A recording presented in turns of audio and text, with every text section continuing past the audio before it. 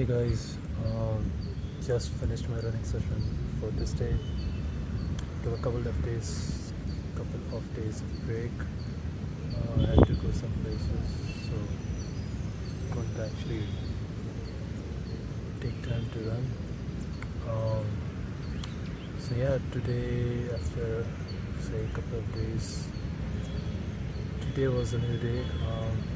I decided to have a sprint session, just a normal sprint session, nothing too fancy.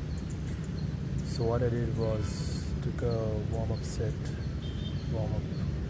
jog, run around the park, and like a 1 kilometer run. And then I did a bit of warm up, bit of stretching, and then took out Strava, and I didn't use it for estimating the time or something, but it was mostly for just measuring the length from one point to other, and I believe it was roughly 45 meters that I decided to run. So basically I had to make 10 sprints, 45 seconds each.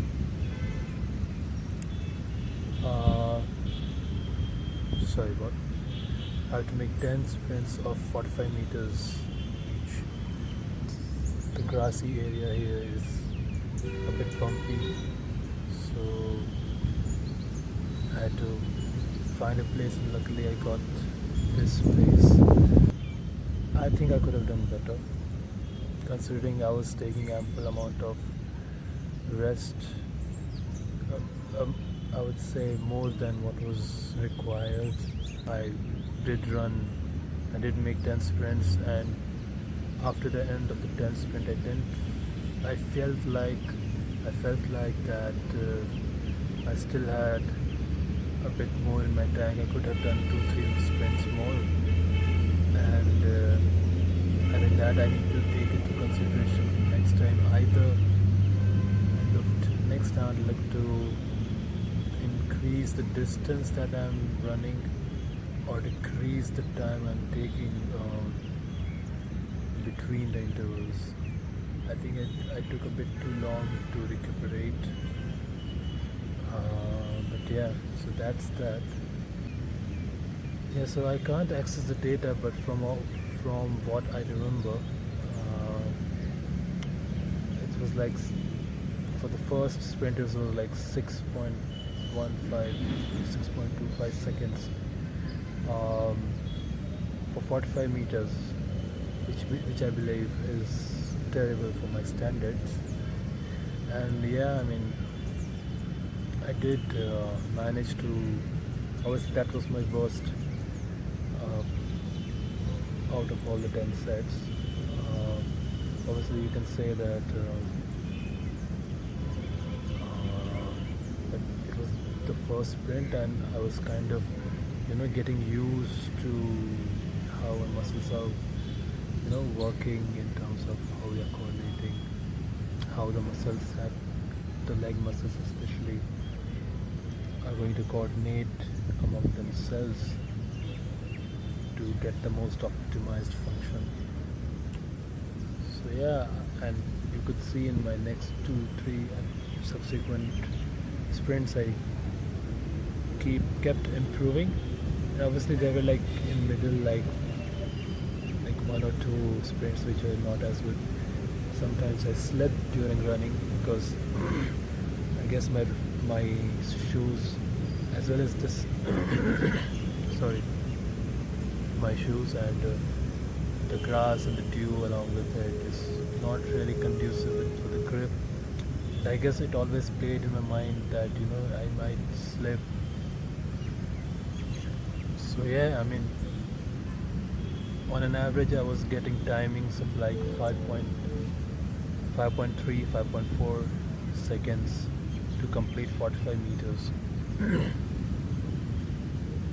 Now my aim is to push for pushing it to for a 100-meter sprint, and if we are going to extrapolate this number hypothetically, which is anyway wrong to be done, which I'll tell you later. But could be like, I don't know, like 12 seconds for 100 meters, right?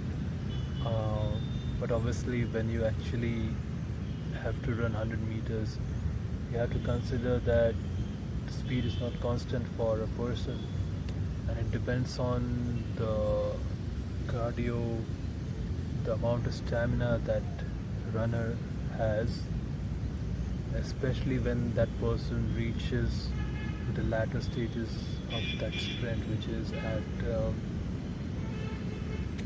80 to 100 meters. That's where he has to put in all of it.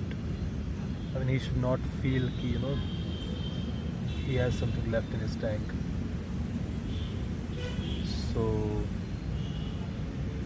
I believe that till this. So okay, so two things have to look into that.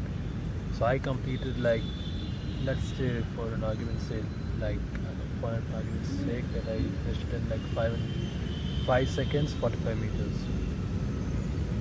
The first 10-20 meters would have been slower than the remaining 20-25 meters, simply because the first initial bit has to take into account the acceleration that I have to go, which is to getting from 0 to a maximum speed. So here I need to take into consideration that when I was finishing the 45 meters, I was at my fastest, or even I could even go even further in terms of gaining my speed. And it's all about how quickly you reach your maximum speed. For me, I guess, like when you see the advertisements, right, of cars, they say like 0 to 60 in these many seconds, right? It takes time to accelerate. It takes time and it takes a lot of effort. It's full.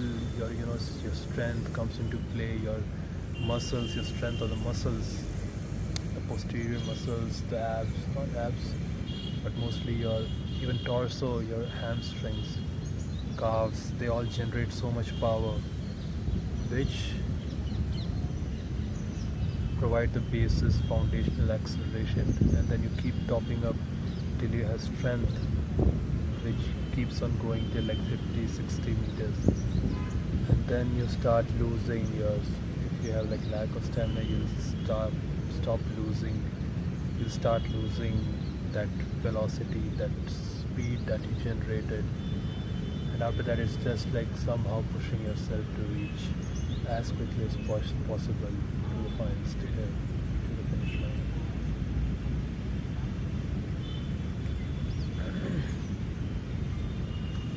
Ideally, you should have some goal in the mind, right? And I would like to have a goal, unachievable kind of goal. It sounds a bit unreasonable, but I would like to have that kind of goal. So I was thinking that maybe I could have a goal where I think that I could probably take like 10, like finishing 100 meters in 10 seconds. And I know that I am so far from it, not just in the speed and strength department, but also the stamina department. It's one thing running from 0 to 50. Running 0 to 100 is not just like 2 0 to 50s, right? The time taken from 0 to 50 and time taken from 50 to 100 can be different. You cannot just extrapolate. And honestly, I didn't even run 50 meters. So I'll have to take consideration when I make such goals. But then I'd rather aim high and fail than aim low and succeed. My physical potential is right now at prime, so I think I can manage. If I am able to unlock that potential, who knows? I might get very close or even surpass that goal.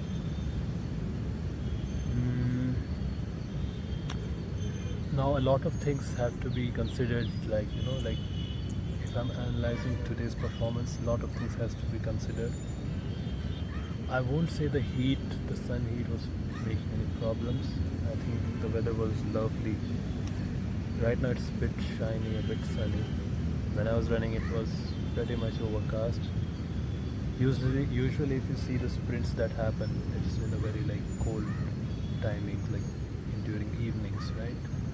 Most likely, I feel it's more about probably the body has least resistance in terms of weather from the weather.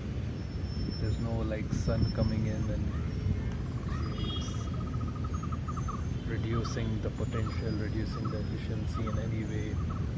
Ideally, you would want to have the best conditions possible for such events, and I guess the organizers feel, unless I might be wrong as well, organizers feel that this time is the best to have the runs. Anyway, so definitely not the weather. I think there are far bigger issues that I probably had. First of all, I was running with these chains on, and now I know it might sound like it's not even much, but any kind of extra weight that you put in is not conducive for running. I think I could have cut down like 0.1 second, not much, at least 0.1 second in running. And also it's not just some static thing. Whenever I run, it keeps like moving like this. It keeps moving, it keeps jumping off like this. And when you're running, when you're in sprint mode, you always want to be in this situation where where you have like least distraction. Like running, when you sprint, it's a meditation. You don't even want to see the finish line. You just run like you're in your own mind, where you kind of just want to run as fast as possible. If you're running fast enough, you still want to push even further. If you think you're running fastest, you still have to give another 10, 20, 30% extra to push even further till basically at the finish line reaches, or you just lose out your breath. You should die on the finishing line. So yeah, about this extra distraction part, this was not a distraction. Obviously I had taken off my jacket, but the kind of clothing that I was wearing but like for my sprint, I don't think it was obviously if I need performance based, this is good enough to just have a job or something. But if you are looking into improving your performance and tracking the best possible measure like actual performance, then I really would want to have the best conditions. And next thing would be why I think I was not, I think I could have done better, is because I was running with mobile in my hand. Again, that's one of the other distractions. So basically, I don't have any person to track my timings. So I was the one responsible for clicking the start button on the stopwatch in the mobile. And I had to then look. I was like kind of worried between sprint key what time I was reaching. I was completing the 45-meter mark, and that is something that I believe I could have done better if I had like free hands. Like, and it's funny, like people don't understand the importance of hands while you're running. You kind of create this momentum when you try to pull back your torso, and even in some way I feel your upper body, especially your limbs, to help you to generate that extra 10, 15, 20% momentum or power to push you further ahead. So I believe I could have cut down some time, and when I say cut down, it's not like a second or two. It's like very minuscule, but when you add these up, you get you get a compounded effect. And even and in these kind of sprints, you don't have to look for very big descriptive and big differences. If in future I'm able to cut this duration by even say 1 second would be too much, but like my average was coming like 5.3 seconds, right? If I bring it down to say 4.7 would be, this would be like super, like I would be super impressed by the amount of progress that I'm not sure how reliable is GPS mobile connected GPS in measuring such distances. It can be accurate as you make distances larger and larger. Like it won't say 100 kilometer, 101 kilometer. But if you're talking about minor details, like if it is 50 meters or 45 meters, then it seems to have like more discrepancy. No, I mean, let's see. I guess I need to look into how they actually see the distances. How probably they might even take the speed of the mobile into consideration. That's another thing. So I guess these are the only things that come up to mind, I guess. And obviously, last and most importantly, I think I had to, in future, I need to do better warm-ups, especially in stretching, because I always felt that I could push better in terms of I have the strength remaining in my body. Like whenever in the middle of the running, like whatever 5-6 seconds I ran, during that run you are still considering you're kind of inside your body and mentally, and you're figuring out how you can push yourself further. And here a lot of things have to be considered. That the fact that during the run I felt that I have the energy, I have the strength, I have the willpower, and this is all I'm talking about in the middle of the run, in the middle of those 5-6 seconds. So always I used to, like in these runs, more often than not it happened that I felt I have energy, I have the strength, I have the stamina required to push, go a gear, like increase my gears. But I couldn't do it because of lack of my flexibility and my mobility. And here I think it's a good thing that I've decided to take stretching into account. Like I have dedicated days to stretch. Even today I did stretching, but it was not like proper dedicated day for stretching. I actually have dedicated days for stretching as well. Ideally it should be one day running, one day stretching, one day running, one day stretching, alternately. Probably take a Sunday break or something along the way. Like it might not even matter. Ideally it should be. Sometimes I do get a bit lazy. But yeah. So I think if I improve, if all things aside, if I just improve my mobility, especially near the hip region, my glutes, my hamstrings, my calves, I think I can improve my performance considerably. I'm talking about like decreasing by say 0.2, 0.3 seconds, definitely. And I realized while running how important it is to include kickbacks in your warm-up routines. Kickbacks are very important. Kickbacks and high knees, yes. This I have maintained for quite a while. I mean, this I used to observe when I used to train for my football team.